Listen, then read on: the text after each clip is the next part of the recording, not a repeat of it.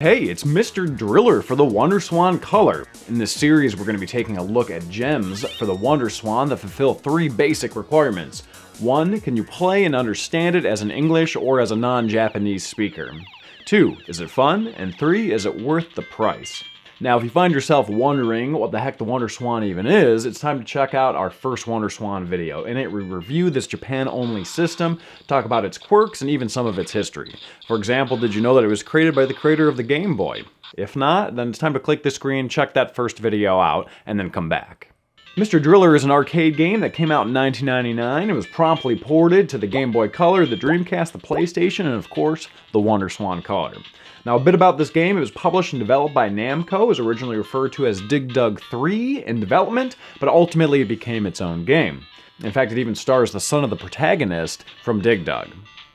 Now, gameplay. Most reviews describe this game as a combination between Dig Dug and Tetris. You drill your way to the bottom to reach your 500-meter goal, or higher, depending on your difficulty setting. Instead of enemies, you're avoiding being crushed and fighting against the clock. Now, the longer you dig, the more your air supply is depleted. You can get air capsules, but in the harder stages, they can be sometimes a little bit tricky to get to. There are a few other nuances. For example, some bricks take longer to drill through and deplete your air supply. And of course, like Tetris, if like blocks touch each other, they disappear. Very satisfyingly, might I add. I generally like to play this game one of two different ways. The first way is how I think it's supposed to be played, which is sort of at a moderate pace, planning your next move carefully. The way I like to play is whipping through the stage at breakneck speed, like a badass, obviously, trying to outpace the blocks that are about to crush you and trying to see how far you can go without dying. It's actually pretty exhilarating just to stop caring about how the game's supposed to be played and try to speed your way through it. A little bit about the graphics and presentation. The graphics are great and they're really colorful. Even more so when you're playing it live. The screen really comes alive, actually, when it's lit well. It's a little bit hard to record because you have to get up close, and the screen's very reflective, so the lights that I have set up today, I kind of have it in a position to try to make it so you can't see the lights that I have set up in the screen, so it's a little bit tricky, but trust me, it's a very beautiful looking game. Obviously, there isn't as much detail as the PlayStation or the Dreamcast versions, but it does look better than the Game Boy Color, since the WonderSwan is a 16-bit system. Not to mention that the WonderSwan has a wider screen and has, more real estate on the screen than the Game Boy Color.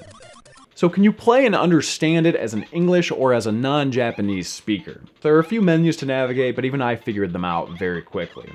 Otherwise, everything is very easy to understand. In fact, a lot of it is in English. Is it fun? Absolutely. Now, it's a great challenge. It has great sort of pick up and play gameplay. I think it's really well suited, actually, for a handheld device.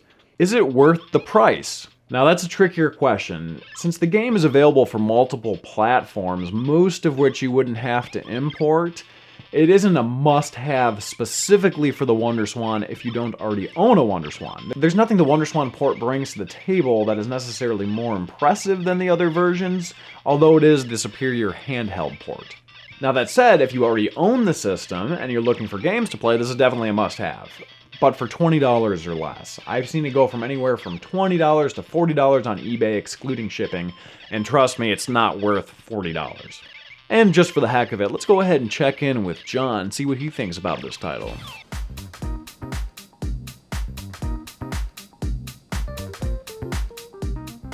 Well, there you have it. That's it for Mr. Driller for the day. If you like this review, check out our other WonderSwan videos as well. Hope you enjoyed, and thank you very much for watching.